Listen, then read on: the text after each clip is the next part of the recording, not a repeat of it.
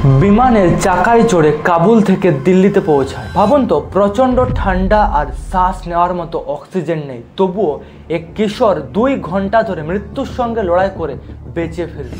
আফগানিস্তানের কুন্দুজের মাত্র 13 বছর বয়সী এক ছেলে বিমানের চাকায় লুকিয়ে কাবুল থেকে দিল্লিতে আসে। প্রায় 2 ঘন্টা ধরে অতিরিক্ত ঠান্ডা -50 ডিগ্রি সেলসিয়াস তাপমাত্রা আর কম অক্সিজেনের মধ্যে বেঁচে ছিল। কিন্তু কেন এই যাত্রা এত মারাত্মক? কখনো ট্রাই করবেন না।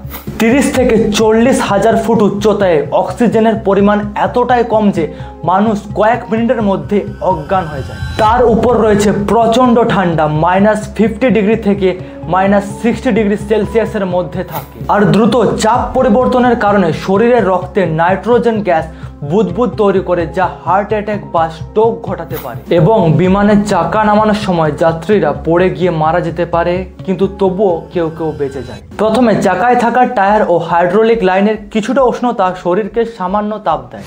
অতিরিক্ত ঠান্ডা শরীরকে শীত নিদ্রার মতো অবস্থায় নিয়ে যায়। এতে শরীরের অক্সিজেনের চাহিদা কমে যায়, হার্টবিট ও শ্বাস নেওয়ার গতি ধীর হয়। 1947 থেকে 2015 পর্যন্ত FAA এর তথ্য অনুসারে 101টি ফ্লাইটে 113টি রেকর্ড ঘটনা ঘটেছে। এর মধ্যে 76% মানুষ মারা গেছেন এবং 24% মানুষ বেঁচে ফিরেছেন।